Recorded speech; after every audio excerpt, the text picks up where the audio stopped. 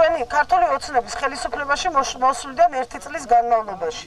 ყველა სოფელში საქართველოში და არა მარტო საგარეჯოს რაიონში, რა თქმა უნდა. ყველა სოფელში, დიდსა და პატარაში.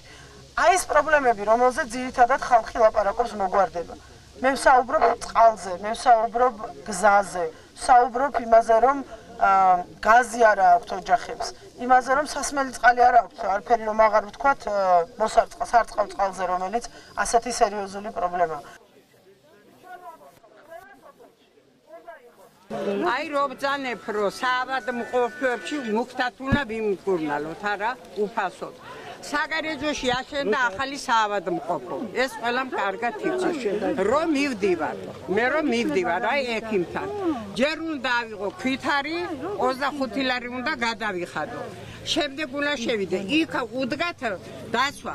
მე ვთხარ, ხა ამ დაცვას ხალათი მაინც ჩაწვით თეთრი მეტრი. მე რევჩი დაცვა თუ ვინ არის? ხელმტაცა წამოდი აქეთაო. რო შევალ არა იმ საავადმყოფოში, ის 25 ლარიანი ქვითარი ხომ დავიღო და მიჭირამ ხელში, ის კიდე თავისთვის თუმნიანსებთ ხოს. ეს არის კანონი და წესი.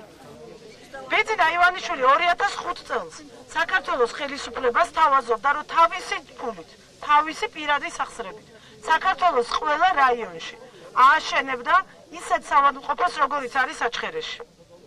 ეს იყო შეთავაზება, რომელიც მან გაუკეთა საქართველოს მთავრობას.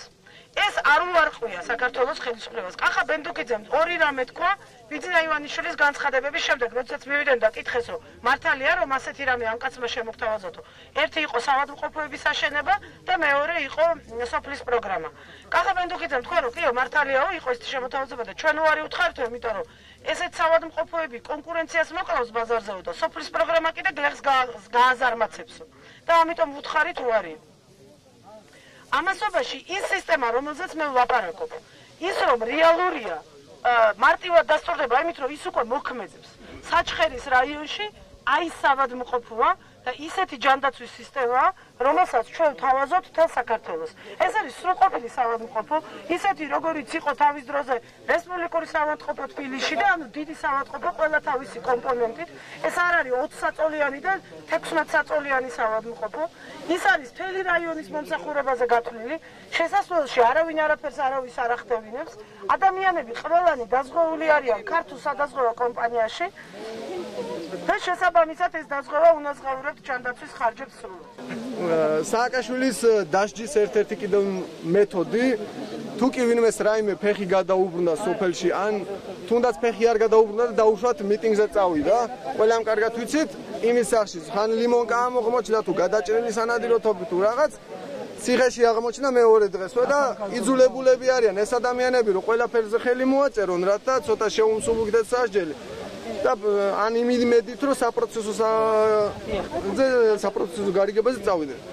მაგრამ იმ ზოგ შემთხვევაში, რიგ შემთხვევებში ისეც მოხდა, რომ იმით დაიმედებულებმა, რომ საპროცესო წავიდოდნენ და რაღაც მართლაც პატარა დანაშაული, თუნდაც მაგალითად ახალგაზრდა ბიჭებმა ისევ ამ გაჭირებული ცხოვრების გამო ნავთობი მოიპარეს. და 11 და 12 წელი ახალგაზრდა ბიჭებს მიუსაჯეს ნავთობის ხურდობისთვის, მაშინ როცა მკვლელები 3-4 წელში გარეთ ხო მაგია ყველამ კარგად ვიცით რა ითქვა ხო ჩვენ ვაპირებთ რომ სპეციალური დეპარტამენტი შეიქმნება რომელსაც ერთადერთი ფუნქცია ექნება ყველა იმ საქმის შესწავლა და გადახედვა სადაც არსებობს დასაბუთებული პრეტენზია სადაც ოჯახი მოდის დასაბუთებული არგუმენტებით რომ ან პატიმრობა არის უკანონო ან არაადეკვატური. თავარი რაზეც ხალხი არის ყველაზე მეტად გამწარებული, ეს არის უსამართლობის განცდა.